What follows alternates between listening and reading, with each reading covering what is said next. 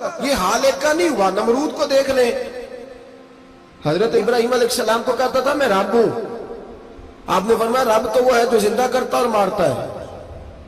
ایک موت کا قیدی بلایا، کہنے لگا ہاں بھائی کتنے دن رہ گئے تھے پھانسی میں؟ کہنے لگا جی پرسوں ہونی تھی، کہا جا تجھے آزاد کیا، لو میں بھی زندگی دیتا ہوں۔ ایک بے گناہ آدمی کو پکڑ کے قتل کر دیا، کہتا میں بھی مارتا ہوں۔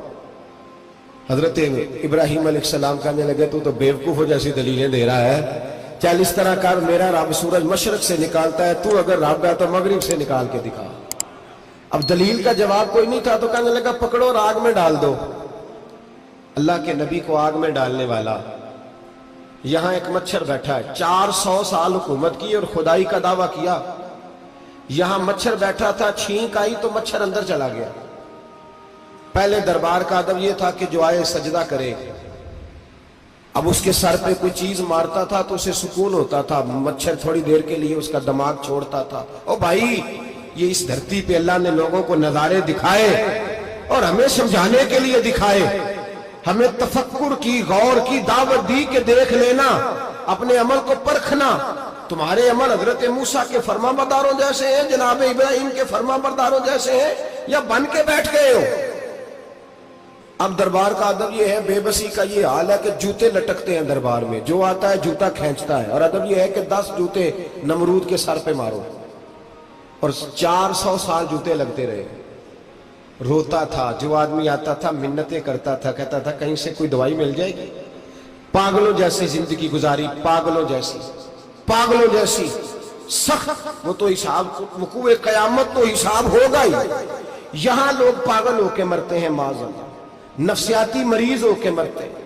یہاں آخری وقت اتنا سخت آتا ہے کہ دنیا موت کی دعائیں مانگتی ہے۔ میرے بھائی جب انسان ظلم کرتا ہے تو بھول جاتا ہے کہ شاید مجھے پوچھے گا کوئی نہیں، جب وہ زیادتی کرتا ہے تو بھول جاتا ہے، جب وہ کسی کا حق کھاتا ہے تو وہ کہتا ہے شاید اس کا تو وارث ہی کوئی نہیں جس کو میں لوٹ رہا ہوں۔